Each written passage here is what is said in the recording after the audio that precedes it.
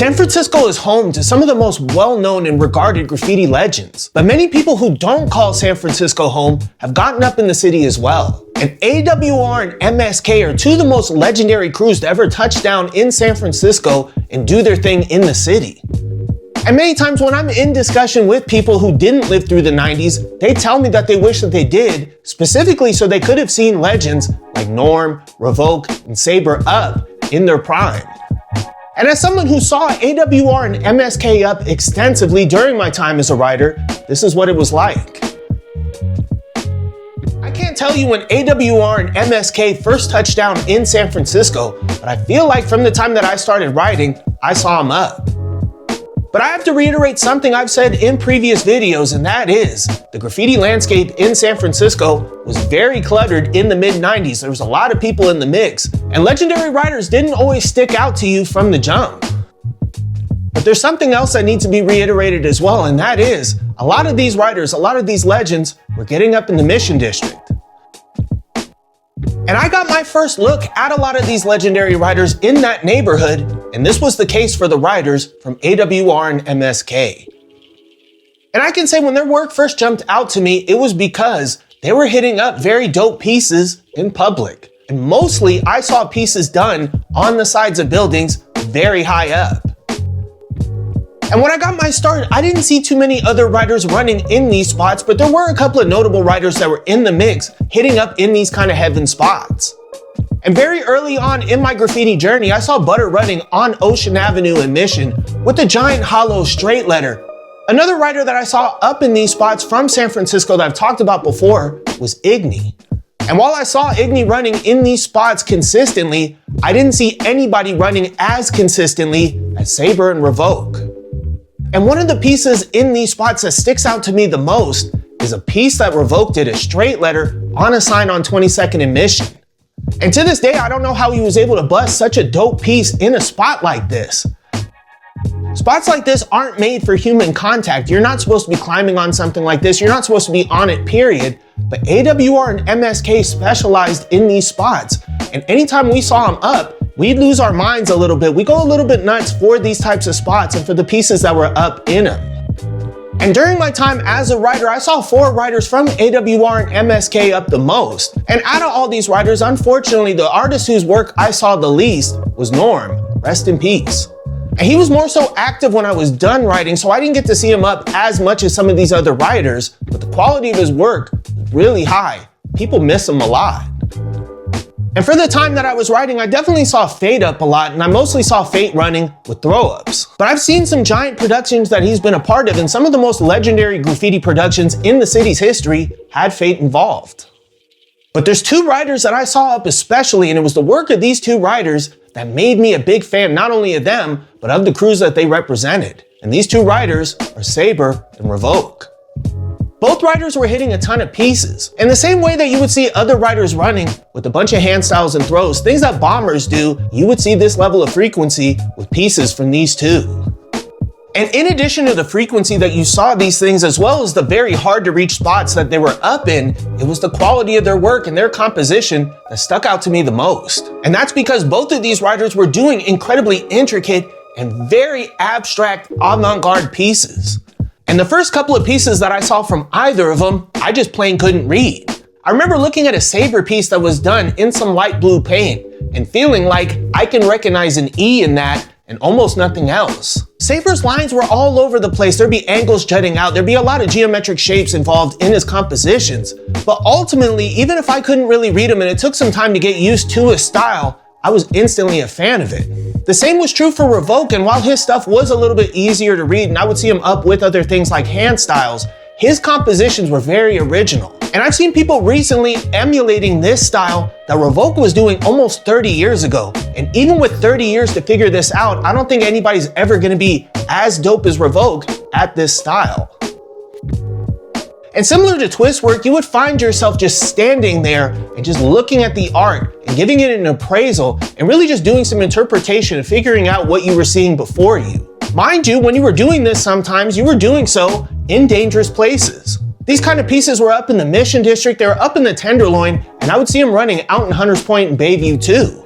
And you might not have a lot of time to stand there and interpret some art, but the quality of this art and just how it would hit you, how you would look at it and try to just make sense of it and appreciate it, forced you to do so. And with each new piece that I saw, I became a bigger fan of their work. And I really just can't stress how frequently you saw them up, and you saw them up as much as you saw everybody else. And on a normal day in the mission, you can pass by a wall, and just a regular wall, not even one that was super bombed, and you would see Twist Up, you would see one of his screws, you would see Tie Up, usually with the throw up, and you would see either SABER, REVOK, or both of them up on that same wall with an incredibly intricate piece. And it seemed like both in the mission as well as in other neighborhoods in the city, if you hit yards especially, you were gonna see this crew up, and these two riders particularly. And for two riders and two crews that I saw up so often, it was like discovering some treasure, seeing them up in a new spot, especially in a spot that was very tucked away and away from everything in the city. And later on, I would be particularly impressed by this because these guys were not from San Francisco.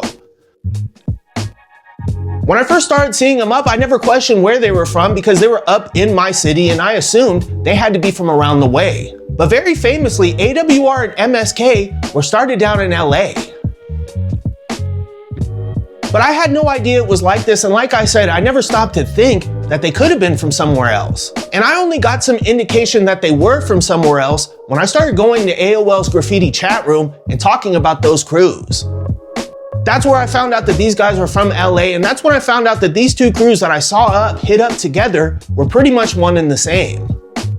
And a lot of the realities that they had to deal with down in LA influenced how they hit up in San Francisco. But it also led them to have a very close bond, and they worked very much together, and they were very intent on stamping their presence in the city.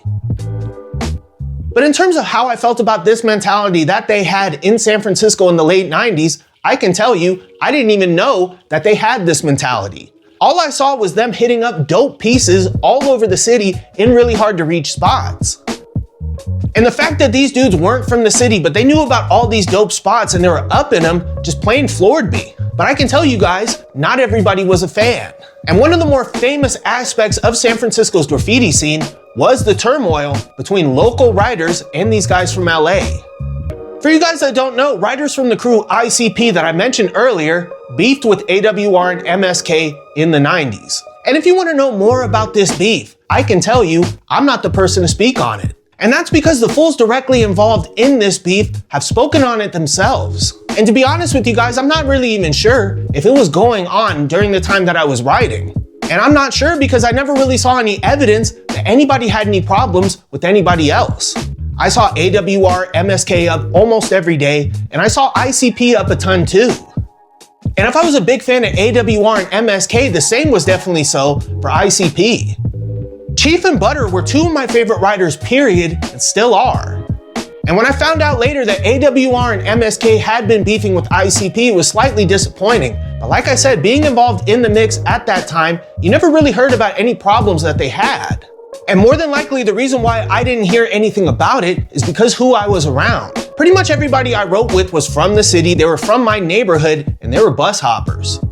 And we had all kinds of things going on just in our own neighborhood, just amongst bus hoppers. And with no social media existing in those days, accordingly, nobody was putting all their business out on the internet. And unless you knew somebody older, somebody that was amongst those people that were either from ICP or AWR and MSK, and they broke down everything going on, you just simply wouldn't know. But some of you guys might be wondering, in retrospect, how do I feel about the beef now? And in short, I don't really think anything of it. First and foremost, this beef had nothing to do with me. But some people might say, Connor, this beef has something to do with you because you're from San Francisco and these guys not from the city were taking over. And if people feel that way or the guys from ICP felt that way back in the day, I definitely understand where they're coming from. But I can tell you guys, them being from LA specifically would have caused a lot of problems regardless. And if you grew up in the Mission District, the Excelsior, even where I grew up in Bernal Heights, and you had some negative interactions with Southsiders, you weren't gonna have a lot of affinity for people from LA. But if them being from LA earned them some negativity, I can almost guarantee that them being dope earned them some more. But like I said, I didn't have any problem with them being in the city then, and I don't have any problem with it now. And what I care about is that I was able to see them at their peak, see them saturate whole areas with pieces, see them hit up some of the most incredible things I've ever seen in my life. And while I appreciate the dudes from ICP for holding down the city, I appreciate everybody's art the most.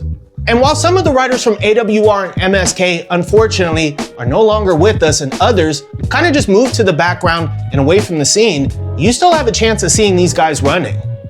And if you ever get a chance to see a SABER piece, a REVOK piece, a Fate throw up, just consider yourself blessed. And I say this as a guy who saw dozens of them up. And each piece that I saw from these guys was unique, it was dope, and it made me question what graph could be. And I don't know what my life would have been like not seeing them up and not seeing some of the legends up of those days, but thankfully, I don't have to ponder it. I saw them up at their peak, and my life was enhanced in doing so.